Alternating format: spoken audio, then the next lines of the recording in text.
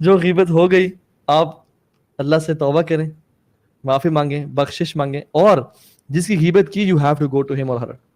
اچھا ایک اور چیز بولنا پڑے گا کیپنگ ویو انالیسس کرنے کے بعد, ٹھیک ہے.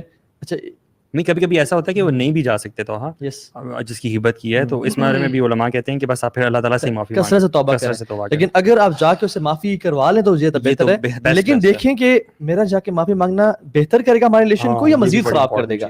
تو یہ انالیسس کریں. اگر تو شیطان اگر مزید خراب کر دے گا مت کر, اپنے باعث نہ سوچیں, شیطان کی اس کو نہ دیں واقعتاً. اور اکثر اس سچویشن میں ایسا ہوتا ہے واللہ لوگ آتے ہیں, ایون آپ بھی اپنا وہ بتا رہے تھے نا, آپ کو بھائی نے نصیحت کی تھی اور آپ سے پاس گئے ایک شخص کے پاس اور کہا کہ بھائی جان میں نے آپ کے بارے میں بات کی تھی, ایم سو سوری, غلطی میں تھا لیکن میں بات کر دی, پلیز مجھے معاف کر دیں. لوگ کہتے ہیں یار سچ پیور ہارٹ. صحیح بات. لوگ ایک تو ٹپ یہ ہے کہ غیبت سب سے اعلیٰ تو یہ غیبت سنیں ہی نہ, روک دیں.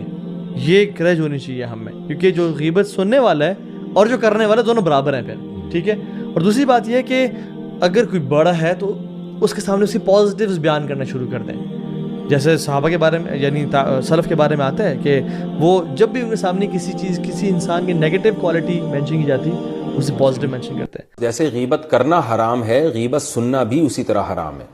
اگر آپ کو استطاعت ہے آپ کے اندر کہ آپ اس کو خاموش کرا سکتے ہیں تو کرائیں, اور اگر آپ کو یہ خوف ہے کہ اس سے کوئی فتنہ ہوگا, ڈر ہوگا, تو پھر کوشش کریں کہ ٹاپک چینج کر دیں.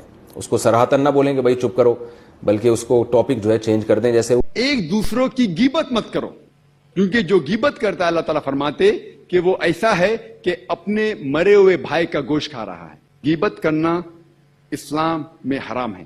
پیٹھ پیچھے کسی کی برائی کرنا اسلام میں حرام ہے, اور یہ ایک بہت اہم چیز ہے جو عالمی بھائی چارے کو نشٹ کرتی ہے. اور غیبت مت کرو. صحیح مسلم میں حدیث ہے, نبی علیہ السلام نے فرمایا کہ جانتے ہو غیبت کیا ہے؟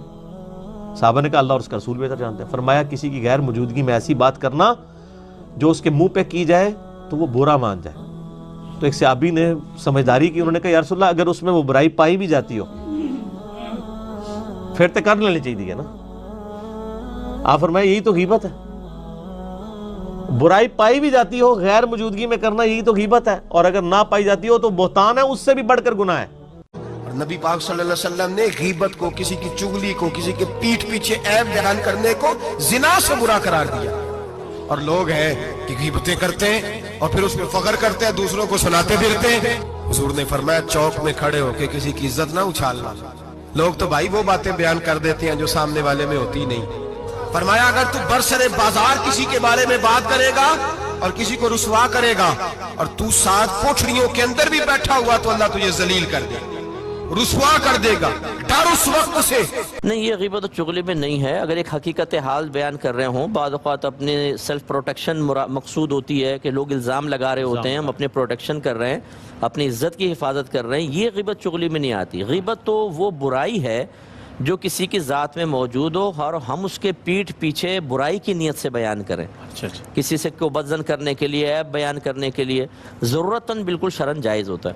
اور اس میں چغلی کا تو کوئی پہلو نہیں ہے. چغلی یہ ہوتی ہے کہ ہم کسی کا راز کسی دوسرے کو اس لیے بتا دیں تاکہ ان میں آپس میں جھگڑا اور تنازع پیدا ہو, اور یہاں پر یہ بھی نہیں ہے.